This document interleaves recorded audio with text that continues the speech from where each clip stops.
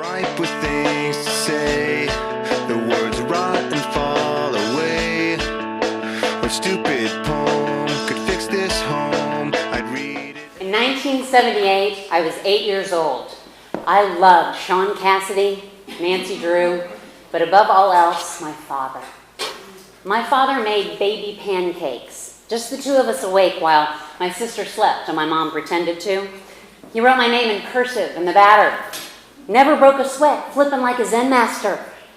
I watched him, wrapped, my skinny legs folded under me, like a pack of matches hugged my chest, wanting to exist there. Just my father and me and my Scooby-Doo nightshirt forever.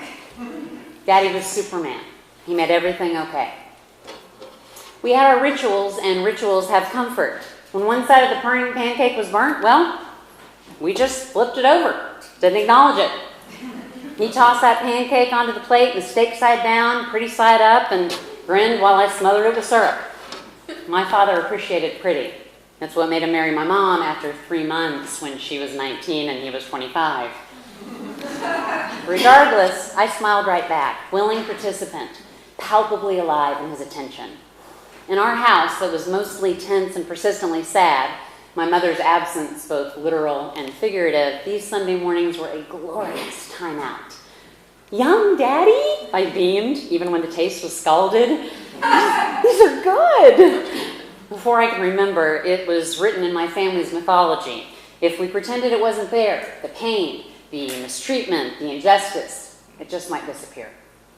We tiptoed on eggshells around Mommy. We did not want to set her off, and it was fickle to figure what might be a trigger. I obsessed in the dark after she finally exploded, the scene looping as I tried in vain to sleep, to plan for the invariable next time. Who could I be that would not make my mom so angry? If my sister or I asserted our own spirit in any way, my mother perceived it as a personal rejection. I remember my older sister's livid voice struggling to convince my dad of something my mother had done or said, and his customary response, "You just have to meet your mother halfway." A buried part of me craved my dad's acknowledgement of her misconduct, and because that never came, I knew to my bones that either he was wrong or I was wrong. And it was necessary for survival at the time to believe that it was me. So fast forward, 35 years or so. And I make pancakes now for my freshly 3-year-old daughter. I am the adult now. We've made our own ritual. Same Bisquick recipe, but I choose the supreme version. As if a bit of baking powder and sugar and lemon juice can make my parenting more durable. My recipe is less improvisation, more concerted, as I am all too aware how easily it can all go up in smoke. I boast a special pan, 6 little pre-made circles to define the edges of modern-day baby pancakes. Now, I've read the books and done the homework, as if I could prepare for every possibility. I long for that easy magic I had with my father, but burns are inevitable. Pretending that away only makes it more apparent. Despite my deepest desire to protect my children from pain, from sorrow and loss, truly living actually requires them. My baby pancakes are not so melt in your mouth as my memory. It's still hard for me to tell the truth about any kind of sadness, to admit my own road with depression and anxiety, how frightened I am that I will pass that along to my children. I long again to stop time, just as I did when I was 8, but now it's to preserve my children. I cling to each perfect detail, porcelain skin, tear-pitched voice, earnest devotion. 3-year-olds hug with their whole body. No hurt lodged deep enough from which they think to protect themselves from. And my son, who was 3 like 30 minutes ago, now stares back at me from age 9, rolling his eyes, wanting less often my fabulous company, my laudable cartoon voices, propensity to tickle, in favor of the Xbox, the iTouch, or basketball. That it means I've done it mostly right makes it no less painful.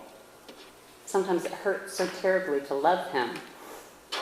And my father has had a decidedly less heroic second act. He has never met my little girl. And his new wife does not appreciate his 2 grown daughters. Active grandparent to his stepson's little girls. He has not spoken to me since just after my daughter was born. He has missed the boat on so much. I cannot reconcile this man with the one I knew. Was the real him my dad when I was growing up, or who he's been in my adulthood? Either people can fundamentally change, or I didn't really know my father.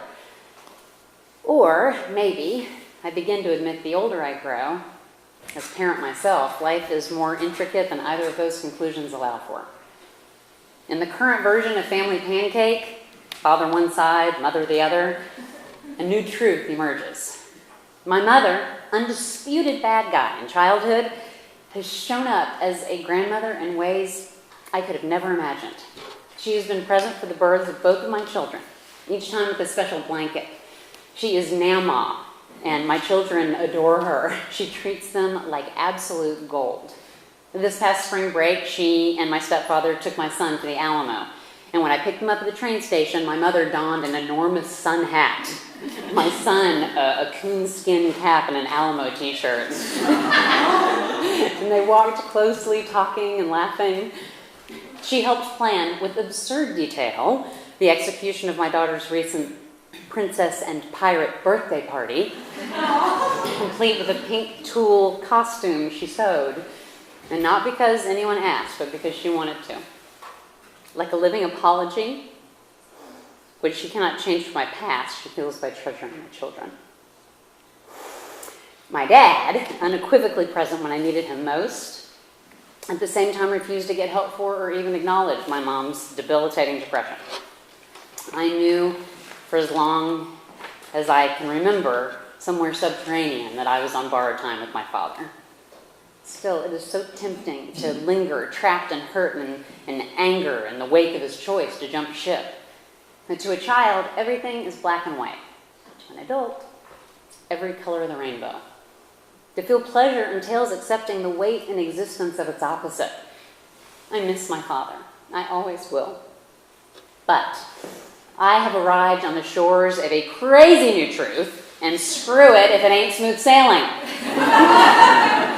People, I have learned, are not an either-or proposition. That we are a jumble of good, bad, ugly, and everything in between. That's authenticity. Accepting only acceptable, flipping the pancake, that's missing the boat altogether. Allowing ugly can be the most beautiful act and an ironic path to transcendence. Yeah, parents screw up, sometimes epically so. In every plot to be different, to be better, not one of us can steer clear of these gaping parental blunders. But it is our reaction, and thankfully not just the first one, and our ability to claim mistakes and make good on them that keeps us alive. I look at my beautiful daughter as we make pancakes, and I see her. I do not wish for her or for me to be anywhere else, to be doing or feeling or seeing anything different. And if it weren't for my father, I would never have believed in the possibility and truth of the purest form of love. And I wouldn't have eventually admitted to myself what I wanted more than anything, to be a mother. This one looks like a dinosaur, I suggest, and she squeals, a rare moment of agreement. What does this one look like, Mommy? A boat. On the sea of rolling on, not getting stuck but willing to move forward, even when it means saying goodbye.